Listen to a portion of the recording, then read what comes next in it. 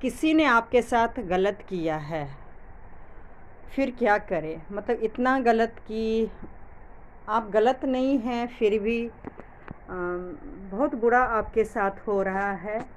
और मतलब इतना बुरा कि आप भगवान के प्रति भी आपका विश्वास हट जाए, और किसी कारण से आपका काम, बिजनेस सब कुछ छिन जाए, काफ़ी लॉस हो जाए, ज़िंदगी में बिल्कुल ही निराशा हो जाए, तो क्या करें?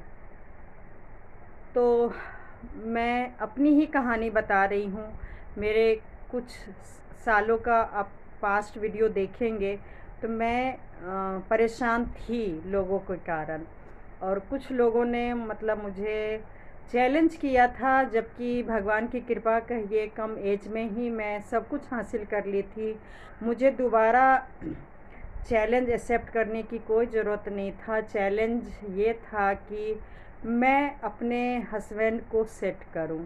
बहुत अजीब लग रहा होगा कि अगर मेरे हस्बैंड के काम बिजनेस नहीं है तो मतलब वाइफ हस्बैंड को सेट करे, मतलब अपना परिवार खुद देखो, और कोई नहीं देखेगा। ठीक है जी, होता है ऐसा, कोई और क्यों देखेंगे जब हमारा परिवार है तो। लेकिन इस परिस्थिति में हस्बैंड मतलब जिनका बिजनेस है वो तो मान लीजिए और ज़्यादा टूट गए। तो जब टूट गए तो बहुत ज़्यादा मतलब इतना टूट गए कि मेरे हस्बैंड का कहना है आज की डेट में भी कि अगर भगवान ने मुझे गिरा ही दिया है, जब मैंने कुछ गलती ही नहीं किया है, और बिजनेस से, रिश्तेदारों से, हर चीज़ से अगर मैं पीछे मतलब नीचे हो ही गया हूँ, तो मैं भी अब देखना चाहता हूँ कि भगवान आखिर और कितना नीचे गिराएंगे। एक ही घर में देखिए दो सोच है। मेरा ये है कि मेरा मानना है, और जो मैं प्रैक्टिकल जो मैंने किया है ये 2-3 साल में, वो मैं आप लोग के साथ शेयर कर रही हूँ। मेरा ये मानना है कि भगवान कभी भी किसी के साथ गलत नहीं करते हैं। हमारा खुद का जो पिछले जन्म का या इस जन्म का कर्म होता है, हमें वही भोगना पड़ता है। हो सकता है पिछले जन्म में मेरे हस्बैंड या मैंने कुछ गलत किया होगा लोगों के साथ, वही हमें भी आज देखने को मिल रहा है। या फिर जो भी हमारे रिलेटिव्स हैं वो अपना कर्म ख़राब कर रहे हैं।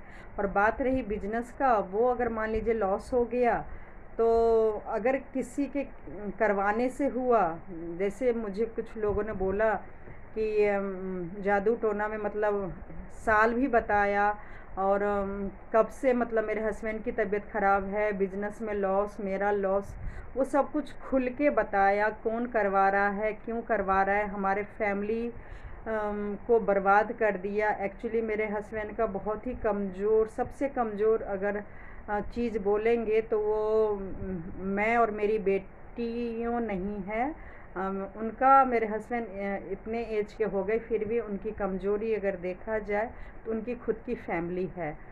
तो लेकिन कुछ जादू टोना कहिए, उससे हमें पता चला है कि मेरे हस्बैंड को पूरा ही फैमिली से ही मतलब तोड़ दिया गया है, अलग कर दिया गया है। फैमिली मेम्बर में ऐसा कुछ नेगेटिव डाल दिया गया है डायरेक्ट या जादू टोना के द्वारा, कि मतलब काफ़ी नेगेटिव थॉट सबके हो गए हैं। तो मेरे हस्बैंड भी सरेंडर कर दिए हैं कि आखिर कब तक सफाई देते रहेंगे। और मतलब मेरे हस्बैंड कुछ भी मतलब होता है ना, जैसे मैं, मुझे भी निराशा छा गई थी। आप कई वीडियो देखिएगा, और जीने का मन ही नहीं करता था कि सच में इतना दुनिया बेकार होता है। मेरे भी बहुत नेगेटिव थॉट हो गए थे, लेकिन मैं तो अब काफ़ी संभल गई हूँ और काफ़ी कुछ समझ गई हूँ। मैं जैसी पहले थी वैसे ही अब होने की कोशिश कर रही हूँ, और काफ़ी हद तक मैं हो भी गई हूँ। और ये वीडियो उसी का नतीजा है। ये सारा प्रॉपर्टी हम फिर से देखने आए हैं। मुझे किसी ने बोला हस्बैंड अगर बेरोज़गार हो गया है, जबकि मुझे सच बोल रही हूँ, हस्बैंड ने मुझे 1 रुपये भी कभी रखने के लिए नहीं दिए, ना ही घर चलाने के लिए, और ना ही जमा करने के लिए कि कभी इमरजेंसी में काम देगा। लेकिन फिर भी मतलब मुझे किसी ने बोला, ख़ास लोगों ने बोला कि हस्बैंड को सेट करो, और कोई नहीं करेगा। तो मैं चल पड़ी और मैं तो खुद ही परेशान थी, लेकिन परेशान के साथ साथ मैं अपने शरीर को शरीर नहीं समझी, काफ़ी मेहनत की हूँ। और मेहनत का नतीजा ये है, भगवान की कृपा कहिए, कि मैं ये प्रॉपर्टी ज़मीन है, और जो कि मैं कई सालों पहले लेना चाह रही थी, लेकिन हस्बैंड दिखाने नहीं आए। और अभी हस्बैंड दिखाने तो आए हैं, लेकिन देखिए भगवान की क्या मर्ज़ी होती है। मन तो अभी भी हस्बैंड का नहीं है, वो अब नया काम, नया बिजनेस करना ही नहीं चाहते हैं। उनको अब किसी पे भरोसा नहीं है, ना ही अपने आप पे, ना ही औरों पे, और उनको तो बिल्कुल भी भगवान पे विश्वास नहीं है। वो मेरे से भी ज़्यादा टूट चुके हैं। मैं तो फिर भी अपने आप को संभाल ली हूँ, फिज़िकली फिट रहने की कोशिश कर रही हूँ, अपना ठीक से इलाज करा रही हूँ, और ये सब कुछ मैं अपनी मर्ज़ी से कर रही हूँ। जब मैंने कुछ उपाय किया है, उस उपाय के बाद मैं भगवान के शरण में अब रह रही हूँ। और डेली ही मैं साईं मंदिर जाती हूँ, 4 बजे उठ जाती हूँ मैं। हस्बैंड को भी उठाती हूँ, वो उठना नहीं चाहते हैं, जाना नहीं चाहते हैं, क्योंकि उनको मेरे जैसे ही मुझे भी पहले बहुत ही सवाल जवाब भगवान से थे, बहुत सी शिकायतें थी, लेकिन सारा शिकायत भगवान ने अब मेरी दूर कर दिए हैं। अब मेरे सामने चैलेंज है, मैं ठीक हो गई हूँ, तो अब अपने हस्बैंड को कैसे ठीक करूँ। और ये मेरे लिए बहुत ही चैलेंज की बात है, क्योंकि मेरे हस्बैंड ना अपने तबीयत का ध्यान रखते हैं। मतलब समझ सकते हैं ना, जब जब खुद को लगता है कि दुनिया में कोई भी नहीं है, और काम बिजनेस भी आपका ख़त्म हो जाए, मतलब कैसे जिम्मेवारी निभाए। उनको पता है कि उनकी वाइफ यानी कि मैं पूरा का पूरा घर की जिम्मेवारी उठा रखी हूँ, और आगे भी उठा लूँगी, लेकिन बोलते नहीं हैं, लेकिन गिल्टी फील तो होता होगा कि जेंट्स होके, हस्बैंड होके वो ना अपने वाइफ के लिए कुछ कर रहे हैं, और ना ही अपने बच्चों के लिए कर रहे हैं, और इस चक्कर में काफ़ी टेंशन में रहते हैं। और कम से कम अपना तबीयत का भी ध्यान रखे, वो भी नहीं रखते हैं। तो उसी के समाधान के लिए ये मैं प्रॉपर्टी देखने आई हूँ, और मेरा बहुत मन है कि हस्बैंड ले ले और हम दोनों मिल के काम करें, ताकि दुनिया में जो भी कुछ हो रहा है वो सब चीज़ को भूल के एक नई सिरे से ज़िंदगी मतलब शुरुआत करें। सही बोलूँ तो, तो शादी के 23 साल बाद मैं अपने आप को और हस्बैंड को समझा रही हूँ कि आप बस ये सोच लीजिए कि लव मैरिज हुआ है, कोई भी नहीं है, और कुछ भी आपके पास नहीं है। मतलब खाली हाथ मैं भी घर से भाग के आई हूँ, और आप भी भाग के आए हैं, और बिल्कुल जैसे नए जोड़ा एक नई ज़िंदगी की शुरुआत करते हैं, वैसे ही हम करेंगे। लेकिन प्लस पॉइंट ये है कि मान लीजिए नए जोड़े में कुछ भी नहीं होता है, ना हस्बैंड के पास ना वाइफ के पास, बिल्कुल ज़ीरो से शुरुआत करते हैं। लेकिन हमारे साथ भगवान हैं, और भगवान ने हमें बहुत कुछ अपना पर्सनल दे रखे हैं, जिसके भरोसे हम अपना फैमिली को, अपना फ्यूचर सब कुछ देख सकते हैं। और आगे अगर हमने ये प्रॉपर्टी ख़रीद लिया, तो हमें एक ज़िंदगी जीने का सहारा बन जाएगा, और इधर उधर भटकने की ज़रूरत नहीं है। अपने बच्चों के लिए दिन रात मेहनत करेंगे, और जो कुछ भी हमारे साथ हुआ है उसको भूलने की कोशिश करेंगे। तो वीडियो बनाने के देखिए यही मकसद है कि कोई अगर लाइफ में सभी के साथ नेगेटिव होता है, गलत होता है, चाहे ग्रह करवाए, चाहे जादू टोना से हो, चाहे रिश्तेदारों के बिहेवियर से हो, चाहे कोई प्लानिंग के साथ आपको बर्बाद करे, लेकिन सच में बर्बाद कभी कभी हो जाते हैं। बिजनेस से लेके, शरीर से लेके एक ऐसा टाइम आता है कि हम सच में टूट जाते हैं, लेकिन हमें संभलना होगा और खुद ही आपको अपने फैमिली को संभालना पड़ेगा।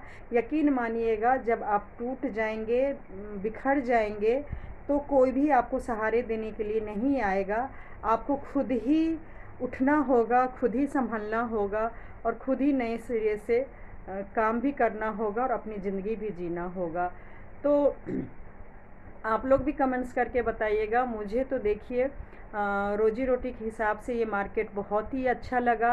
यहाँ पे हम मतलब दुकान भी बना सकते हैं और ऊपर घर भी बना सकते हैं। 4-5 फ्लोर तो आराम से बन जाएगी। धीरे धीरे हम बना लेंगे तो रह भी सकते हैं और अपना बिजनेस भी चलेगा। हस्बैंड क्योंकि स्टार्टिंग से सोसाइटी में रहे तो यहाँ नहीं आना चाहते हैं। तो मेरा ये मानना है कि भाई, अगर आप सोसाइटी में रह रहे हैं लेकिन आपको एक सेकंड कोई नहीं पूछ रहा है कि आपके घर में मतलब कैसे खा रहे हैं, कैसे पी रहे हैं, कैसे बच्चे को पढ़ा रहे हैं, अगर किसी को भी मतलब नहीं है कि अगर आप मर रहे हैं या जी रहे हैं, तो ऐसे जगह पे आप रह के क्या करेंगे। लेकिन मुझे सच बोलूँ, मुझे बिल्कुल नहीं पता कि मेरे हस्बैंड क्यों चुंबक की तरह यहाँ पे चिपके हुए हैं, क्यों रहना चाह रहे हैं, आखिर इस जगह से उनको क्या मिल रहा है। क्योंकि मैं भी रहना चाहती थी, मुझे भी बहुत शौक़ था सबके साथ रहने का। लेकिन अगर अब ऐसा कुछ नहीं हो रहा है तो आखिर हम कब तक इंतज़ार करेंगे। हमें भी बच्चे को एक नया भविष्य देना है। तो फिर भी मैं बोली अच्छा ठीक है, ये देखिए घर भी बिक रहा है, काफ़ी अच्छा है अंदर से भी और बाहर से। मैंने बोला, अगर मेरे हस्बैंड का कहना है कि वक्त का कुछ पता नहीं है, मेरी तबीयत ठीक नहीं रहती है, मैं बहुत परेशान हूँ, मेरे भरोसे कोई भी प्रॉपर्टी नहीं लो, मैं दूसरा बिजनेस नहीं करूँगा और मेरे भरोसे लाखों करोड़ों पैसा मत लगाओ। तुम ऐसा कुछ चीज़ खरीद लो जो कि जिससे किराया आए और तुम अपने बच्चों को आराम से देख लो, मेरे भरोसे काम मत करो। तो ऑप्शन में मैंने ये भी देखा है कि अगर हम किसी वजह से बिजनेस नहीं करते हैं तो ऊपर से नीचे हम मकान खरीद लेते हैं और वो फिर रेंट पे लगा देंगे। और बात रही रहने के लिए, तो हमारे पास सोसाइटी में घर है और भी घर इसी साल मिलने वाला है। तो हमारी चॉइस होगी कि हमें कहाँ रहना है। बस हमें इनकम बढ़ाना है ताकि अपने दोनों बेटियों को प्रेजेंट में भी अच्छे से खर्चा कर सके। खर्चा का बजट तो मैंने बताई ही कि लमसम 1 लाख तो मंथली में ही खर्च हो जाता है। और अगर ये सब मैं प्रॉपर्टी लेती हूँ तो 1-1.5 लाख ऊपर से और चाहिए। तो घर का रेंट तो देखिए इतना नहीं आएगा जितना कि हम बिज़नेस अगर करते हैं तो उसमें ज़्यादा फ़ायदा है अगर दुकान चलाते हैं। लेकिन मान लीजिए किसी वजह से, मुझे नहीं पता हस्बैंड क्यों नहीं चाहते हैं, क्योंकि देखिए एक टाइम था मतलब 15-16 साल से ही हस्बैंड काम पढ़ाई छोड़ के बिज़नेस किए हैं। हो सकता है या तो बहुत ज़्यादा थक गए हों या ये भी हो सकता है मेरे हस्बैंड के पेरेंट्स ने काफ़ी पैसे लगाए थे टेंट के बिज़नेस में और वो फ़ायदा भी हुआ था, लेकिन एक ऐसा वक्त आया कि काफ़ी लाखों का लॉस हो गया। तो इस वजह से हो सकता है हस्बैंड डर रहे हों कि अब हम लोग का उम्र हो गया है और बिज़नेस के हिसाब से अगर फिर हम लाखों को रुपए लगाते हैं तो फिर बड़ी बेटी 2-4 साल में शादी भी करनी है, तो पैसे कहाँ से आएंगे। हो सकता है इस वजह से मुझे बहुत ज़्यादा गुस्सा करते हैं और मानने को तैयार नहीं हैं। उनका कहना है कि अब नया बिजनेस नहीं करना है, अपने बच्चों के लिए रखो। लेकिन मेरा कहना है कि अगर मुझे किसी ने चैलेंज किया है कि अपने हस्बैंड को सेट करो तो मैं करूँगी। तो हस्बैंड ने बोला कि तुमने सेट कर दिया, मैं सेट हो गया, मेरे नाम से तुमने ले लिया, लेकिन प्रॉपर्टी नहीं लो, बच्चे के लिए बैंक में ही पैसे रखो और मतलब उसी से तुम अपना बच्चे के लिए ही मतलब रखो। मैं इस एज में काम नहीं करूँगा। तो मैं भी देखिए काफ़ी ज़िद की हूँ, काफ़ी गुस्सा वुस्सा की, लेकिन अगर वो नहीं मान रहे, दिखाए हैं, अब हमें देखना है कि लेना है कि नहीं लेना है। तो मैं भी अब साईं बाबा पे छोड़ दी हूँ, डेली मैं जाती हूँ और बाबा से यही कहती हूँ कि जो मेरे लिए, मेरे फैमिली, मेरे बच्चों के लिए अच्छा होगा वही चीज़ आप करना।